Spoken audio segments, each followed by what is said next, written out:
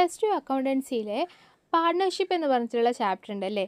ഏറ്റവും പാടാണ്, ഇല്ലെങ്കിൽ അതിൽ കുറച്ച് ടോപ്പിക്സൊക്കെ കൺഫ്യൂഷനാണ് എന്നൊക്കെ കുറച്ച് കുട്ടികൾ പറഞ്ഞ് ഞാൻ കേട്ടിട്ടുണ്ട്. അതിൽ ഏറ്റവും റിപ്പീറ്റായിട്ട് കേൾക്കുന്ന ഒരു ടോപ്പിക്കാണ് ഈ ഒരു P and L appropriation account എന്ന് പറയുന്നത്. ഒട്ടുമിക്ക കുട്ടികൾക്കത് പാടാണ്, അല്ലെങ്കിൽ പി ആൻഡ് എൽ അക്കൗണ്ടുമായിട്ട് അവർക്കത് കൺഫ്യൂഷൻ ആവുന്നുണ്ട് എന്നൊക്കെ പറയുന്നുണ്ട്. ഇതെങ്ങനെയാണ് പഠിക്കേണ്ടതെന്നുള്ളത് വളരെ സിമ്പിളായിട്ട് ഞാൻ ഈ ഒരു വീഡിയോയിൽ പറഞ്ഞുതരാം. ആദ്യം തന്നെ നമ്മൾ നോക്കേണ്ട കാര്യം, P and L appropriation account എന്ന് പറയുന്നത് ബിസിനസ്സിൻ്റെ പോയിൻ്റ് ഓഫ് വ്യൂവിൽ മാത്രമേ നമ്മൾ ചിന്തിക്കാവൂ. ബിസിനസ്സിന് നഷ്ടമാണെങ്കിൽ അത് എക്സ്പെൻസ് ആയിട്ട് കണക്കാക്കണം. അത് നമ്മൾ ഡെബിറ്റ് സൈഡ് എഴുതണം. ബിസിനസ്സിൻ്റെ ഇൻകം ആണെങ്കിൽ അത് നമ്മൾ എന്ത് ചെയ്യണം? ക്രെഡിറ്റ് സൈഡ് റെക്കോർഡ് ചെയ്യണം. ഈ ഒരൊറ്റ കാര്യം മാത്രമേ നമുക്കിവിടെ ചിന്തിക്കാനുള്ളൂ. അപ്പോൾ നമുക്ക് ഇത് വെച്ചിട്ടൊരു ക്വസ്റ്റ്യൻ ചെയ്ത് നോക്കാം. നിങ്ങൾ ഫോർമാറ്റ് ഒന്നും കാണാപ്പാഠം പഠിക്കരുത്. അത് മണ്ടത്തരമാണ് ഈ ഫോർമാറ്റ് കാണാപ്പാഠം പഠിക്കുക എന്നുള്ളത്. ഒരു ക്വസ്റ്റ്യൻ ചെയ്യുമ്പോൾ നിങ്ങൾക്ക് തന്നെ നല്ല വ്യക്തമായിട്ട് മനസ്സിലാവും. നമുക്കൊരു ക്വസ്റ്റ്യൻ നോക്കാം. ഇവിടെ 2 പാർട്ട്നേഴ്സ് ഉണ്ട്. അവർ 1 ഏപ്രിലാണ് അവരുടെ ബിസിനസ് സ്റ്റാർട്ട് ചെയ്തിട്ടുള്ളത്. 1 ഏപ്രിലിൽ ബിസിനസ് സ്റ്റാർട്ട് ചെയ്ത് കഴിഞ്ഞാൽ എപ്പോഴായിരിക്കും അതിൻ്റെ ഫിനാൻഷ്യൽ ഇയർ എൻഡ് ആവുന്നത്? 31 മാർച്ചിനായിരിക്കും. അത് മറക്കരുത്. 1 ഏപ്രിലിന് സ്റ്റാർട്ട് ചെയ്താൽ 31 മാർച്ചിനായിരിക്കും അവരുടെ ബിസിനസ് എൻഡ് ചെയ്യുന്നത്. അതൊക്കെ പോട്ടെ. അതിനുശേഷം എന്താണ് ഇവിടെ കൊടുത്തിട്ടുള്ള ഡീറ്റെയിൽസ് എന്ന് പറയുന്നത്? നോക്കിക്കോളൂ. അവർ 2 ലക്ഷം രൂപ അമിത് കൊണ്ടുവന്നിട്ടുണ്ട്. 1,80,000 രൂപ വിജയ് കൊണ്ടുവന്നിട്ടുണ്ട്. പാർട്ണർഷിപ്പ് ഡീഡാണ് അവർ ഫോളോ ചെയ്യുന്നത്. ഇൻട്രസ്റ്റ് ഓൺ ക്യാപിറ്റൽ ഉണ്ട്. അവർക്ക് സാലറി കിട്ടിയിട്ടുണ്ട്. പ്രോഫിറ്റ് ഷെയറിംഗ് റേഷ്യോ തന്നിട്ടുണ്ട്. നെറ്റ് പ്രോഫിറ്റ് തന്നിട്ടുണ്ട്. ഇൻട്രസ്റ്റ് ഓൺ ഡ്രോയിങ്സും തന്നിട്ടുണ്ട്. ഇത് വെച്ചിട്ട് P and L appropriation account തയ്യാറാക്കാനാണ് പറഞ്ഞിട്ടുള്ളത്. എങ്ങനെ തയ്യാറാക്കും? ആദ്യം തന്നെ നമുക്ക് കണ്ടുപിടിക്കേണ്ട കുറച്ച് കാര്യങ്ങളുണ്ട്. അതൊക്കെ കണ്ടുപിടിച്ച് വർക്കിംഗ് നോട്ട് എഴുതിയിട്ട് വേണം നമ്മൾ എന്ത് ചെയ്യാനായിട്ട്? നമ്മൾ അക്കൗണ്ട് വരയ്ക്കാനായിട്ട്. അപ്പോൾ ഒന്നാമത്തെ കാര്യം എന്താണ്? Interest on capital 10%. അമിത്തിൻ്റെയും അതുപോലെ തന്നെ ആരാണ്? വിജയുടെയും ഇൻട്രസ്റ്റ് ഓൺ ക്യാപിറ്റൽ കണ്ടുപിടിക്കണം. വർക്കിംഗ് നോട്ട് 1 എന്ന് പറഞ്ഞിട്ട് നിങ്ങൾ എഴുതുക. എന്നിട്ട് ഇൻട്രസ്റ്റ് ഓൺ ക്യാപിറ്റൽ ഓൺ അമിത്തിൻ്റെ ഇൻട്രസ്റ്റ് ഓൺ ക്യാപിറ്റൽ അമിത് കൊണ്ടുവന്നിട്ടുള്ളത് 2 ലക്ഷം രൂപയാണ് അല്ലേ. 2 ലക്ഷം രൂപയുടെ 10% എന്ന് പറയുന്നത് 20,000 രൂപയാണ്. അതിലൊരു ഡൗട്ടും ഇല്ലല്ലോ. അത് കഴിഞ്ഞിട്ട് വിജയ് കൊണ്ടുവന്നിട്ടുള്ളത് 1,50,000 രൂപയാണ്. 1,50,000 രൂപയുടെ 10% എന്ന് പറയുന്നത് 15,000 രൂപയാണ്. അതിൽ നിങ്ങൾക്ക് ഡൗട്ടില്ല എന്ന് വിശ്വസിക്കുന്നു. അപ്പോൾ നമുക്ക് അമിത്തിൻ്റെയും അതുപോലെ തന്നെ വിജയുടെയും ഇൻട്രസ്റ്റ് ഓൺ ക്യാപിറ്റൽ കിട്ടി. അടുത്ത് നോക്കിക്കോളൂ. അവർ രണ്ടുപേരും സാലറി കിട്ടിയിട്ടുണ്ട്. അവർ രണ്ടുപേർക്കും 2,000-ഉം 3,000 രൂപ വീതമാണ്. അപ്പോൾ 2,000 രൂപ എന്ന് പറയുന്നത് ഒരു മാസത്തേക്കാണെന്ന് അവരെടുത്ത് പറഞ്ഞിട്ടുണ്ട്, പെർ മന്ത്. അപ്പോൾ അമിത്തിൻ്റെ ഒരു വർഷത്തെ സാലറി എത്രയായിരിക്കും? 2,000 × 12 എത്രയാണ്? 24,000 രൂപയാണ് അമിത്തിൻ്റെ ഒരു വർഷത്തെ സാലറി. അപ്പോൾ വിജയുടെ ഒരു വർഷത്തെ സാലറി എത്രയാണ്? 3,000 രൂപ ഒരു മാസത്തെ സാലറിയാണ്. അപ്പോൾ ഒരു വർഷത്തെ സാലറി എത്രയാണ്? 36,000 രൂപയാണ് ഒരു വർഷത്തെ സാലറി എന്ന് പറയുന്നത്. അപ്പോൾ നമുക്ക് എന്ത് കിട്ടി? സാലറിയും കിട്ടി, അതുപോലെ ഇൻട്രസ്റ്റും കിട്ടി. ഇനി നമ്മൾ കണ്ടുപിടിക്കേണ്ടത് എന്താണ്? അവരുടെ പ്രോഫിറ്റ് ഷെയറിംഗ് റേഷ്യോ തന്നിട്ടുണ്ട്. ഇത് നമുക്കിപ്പോൾ വേണ്ട, കുറച്ചുകൂടെ കഴിഞ്ഞ് മതി. നെറ്റ് പ്രോഫിറ്റ് തന്നിട്ടുണ്ട്. അപ്പോൾ നെറ്റ് പ്രോഫിറ്റ് നമ്മളവിടെ വെച്ചേക്കുക. അത് കഴിഞ്ഞ് ഇൻട്രസ്റ്റ് ഓൺ ഡ്രോയിങ്സും തന്നിട്ടുണ്ട്. അതിന് നമുക്ക് പ്രത്യേകിച്ച് കാൽക്കുലേഷൻ ഇല്ല, അത് ഓൾറെഡി അവർ തന്നിട്ടുണ്ട്. ഇനി നമുക്ക് നോക്കാം. ഇതാണല്ലോ P and L account. P and L appropriation account ആദ്യം വരയ്ക്കുന്ന സമയത്ത് ഹെഡിങ് മസ്റ്റാണ്. ഹെഡിങ് എഴുതിയതിന് ശേഷം നമ്മുടെ ഫിനാൻഷ്യൽ ഇയർ എപ്പോഴാണ് അവസാനിക്കുന്നത് അതും റെക്കോർഡ് ചെയ്യുക. എന്നിട്ട് ഡെബിറ്റും ക്രെഡിറ്റും നമ്മൾ എന്ത് ചെയ്യണം? നമ്മൾ റെക്കോർഡ് ചെയ്യണം. ഡെബിറ്റ് എവിടെയാണ്, ക്രെഡിറ്റ് എവിടെയാണെന്നുള്ള റെക്കോർഡ് ചെയ്യുക.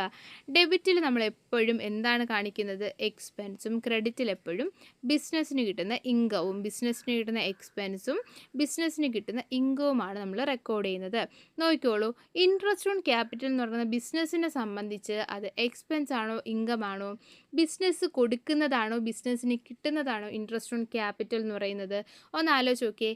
പാർട്ട്നേഴ്സ് ക്യാപിറ്റൽ ബിസിനസ്സിലേക്ക് ഇൻവെസ്റ്റ് ചെയ്യുന്നു അല്ലേ. അവർ ഇൻവെസ്റ്റ് ചെയ്യുമ്പോൾ ബിസിനസ്സിന് ആ പൈസ കിട്ടുകയല്ലേ. ബിസിനസ് അതൊരു ലയബിലിറ്റി അല്ലേ. നമ്മൾ അതുകൊണ്ടല്ലേ ക്യാപിറ്റൽ ലയബിലിറ്റിയിൽ കാണിക്കുന്ന ബാലൻസ് ഷീറ്റിൽ. ഈ ലയബിലിറ്റി എന്ന് പറയുന്നത് ഒരു ലോണായിട്ടാണ് കണക്കാക്കുന്നത് അല്ലേ. എന്ന് വെച്ചാൽ ബിസിനസ് വളരാൻ വേണ്ടി പാർട്ട്നേഴ്സ് എന്ത് ചെയ്തിട്ടുണ്ട്? ക്യാപിറ്റൽ ഇൻവെസ്റ്റ് ചെയ്തു. അപ്പോൾ അത് ബിസിനസ്സിനെ സംബന്ധിച്ച് ഒരു ലയബിലിറ്റിയാണ്. ആ ഒരു ലയബിലിറ്റിക്ക്, ക്യാപിറ്റൽ എന്ന ലയബിലിറ്റിക്ക്, ബിസിനസ് വാങ്ങിച്ച് വെച്ചേക്കുന്ന ലയബിലിറ്റി അല്ലേ ക്യാപിറ്റൽ. ഈ ക്യാപിറ്റലിന് ബിസിനസ് എന്ത് തിരിച്ചു കൊടുക്കണം? ഇൻട്രസ്റ്റ് കൊടുക്കണം. ബിസിനസ് എന്ത് പാർട്ട്നേഴ്സിന് കൊടുക്കണം? ഇൻട്രസ്റ്റ് കൊടുക്കണം. ഈ കൊടുക്കുന്ന ഇൻട്രസ്റ്റ് ബിസിനസ്സിനെ സംബന്ധിച്ച് എക്സ്പെൻസ് ആണ്. എന്താണ്? എക്സ്പെൻസ് ആണ്. അപ്പം നമ്മൾ എന്ത് ചെയ്യും, അത് പി ആൻഡ് എൽ അപ്രോപ്രിയേഷൻ അക്കൗണ്ടിൻ്റെ ഡെബിറ്റ് വശത്ത് നമ്മൾ കാണിക്കും എക്സ്പെൻസ് ആയിട്ട്. അപ്പം നേരത്തെ കണ്ടുപിടിച്ച് വെച്ചില്ലേ interest on capital 20,000, interest on capital on Vijay എന്ന് പറയുന്നത് 15,000 രൂപയാണ്. അത് നമ്മൾ അതേപടി ഇവിടെ കാണിച്ചു. ഡൗട്ടൊന്നും ഇല്ലല്ലോ. അടുത്തത് സാലറി നമ്മുടെ അമിത്തിന് കിട്ടി 2,000 രൂപ പെർ മന്തും വിജയ്ക്ക് കിട്ടി 3,000 രൂപ പെർ മന്തും. നമ്മളതിൻ്റെ കാൽക്കുലേഷൻ കണ്ടുപിടിച്ചു. 24,000 രൂപയും 36,000 രൂപയാണ് ഒരു വർഷത്തെ സാലറി എന്ന് പറയുന്നത്. അതാണ് നമുക്കിവിടെ എടുക്കേണ്ടത്. ഈ ഒരു വർഷത്തെ സാലറി കൊടുക്കുന്നത് ആരാണ്? ഈ അമിത്തിനും വിജയ്ക്കും. സാലറി കൊടുക്കുന്നത് ബിസിനസ്സാണ് അല്ലേ. ബിസിനസ് സാലറി കൊടുത്തു കഴിഞ്ഞാൽ ബിസിനസ്സിനെ സംബന്ധിച്ച് അതെന്താണ്, എക്സ്പെൻസ് ആണ്. കാരണം ബിസിനസ്സിൻ്റെ കയ്യിൽ നിന്ന് പൈസ പോവേല്ലേ. ബിസിനസ് ആർക്ക് കൊടുക്കുകയാണ് പൈസ? അമിത്തിനും വിജയ്ക്കും സാലറി ആയിട്ട് കൊടുക്കുകയാണ്. അതൊരു എക്സ്പെൻസ് ആയതുകൊണ്ട് നമ്മളത് എവിടെ കാണിക്കും? ഡെബിറ്റ് സൈഡ് സാലറി എന്ന് പറഞ്ഞിട്ട് രണ്ടുപേരുടെയും കാൽക്കുലേഷൻ ഇവിടെ കാണിക്കുന്നുണ്ട്. പക്ഷെ നമ്മളിത് എന്ത് ചെയ്യണം? വർക്കിംഗ് നോട്ടായിട്ട് പുറത്ത് വേണം എഴുതാൻ. ഒരിക്കലും ഉള്ളിലെഴുതി വെക്കരുത്. നിങ്ങൾ വർക്കിംഗ് നോട്ട് എന്ന് പറഞ്ഞിട്ട് പുറത്ത് വേണം കാണിക്കാൻ. അത് കഴിഞ്ഞിട്ട് അടുത്ത് എന്താണ് ഇവിടെ പറയുന്നത്? പ്രോഫിറ്റ് ആൻഡ് ലോസ് അവർ ഷെയർ ചെയ്യുന്നത് 3:2 എന്ന റേഷ്യോയിലാണ്. അത് അവിടെ നിൽക്കട്ടെ. അടുത്ത നോക്കിയോളൂ. Net profit for the year ended 2,16,000. ഈ നെറ്റ് പ്രോഫിറ്റിന് നമ്മൾ എന്ത് ചെയ്യും?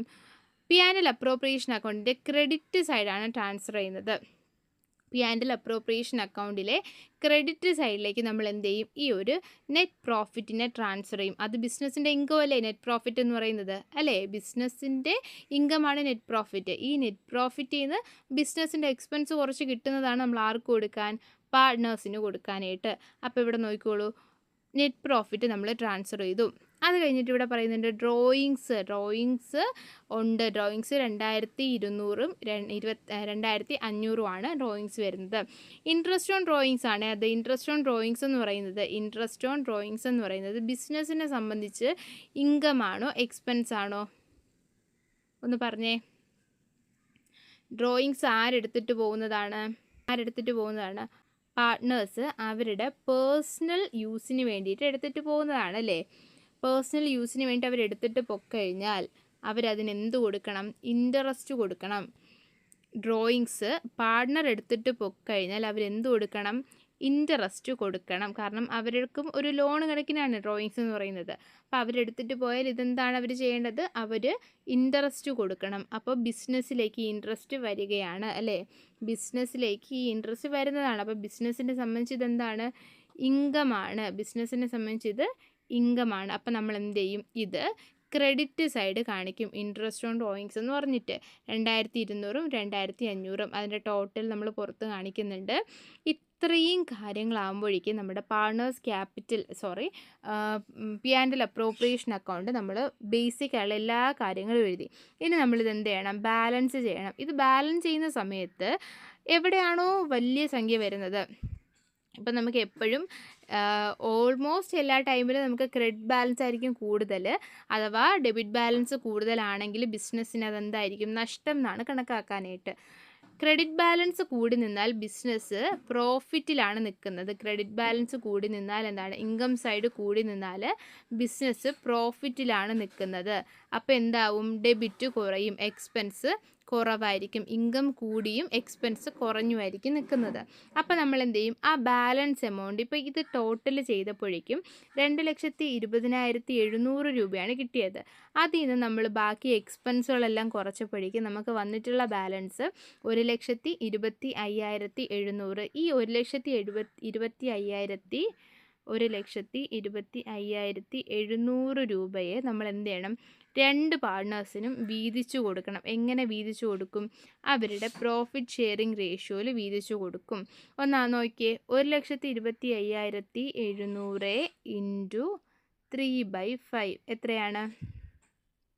75,420. അടുത്ത വിജയ്ക്ക് എത്ര കിട്ടും? 1,25,700 ഇൻറ്റു 2/5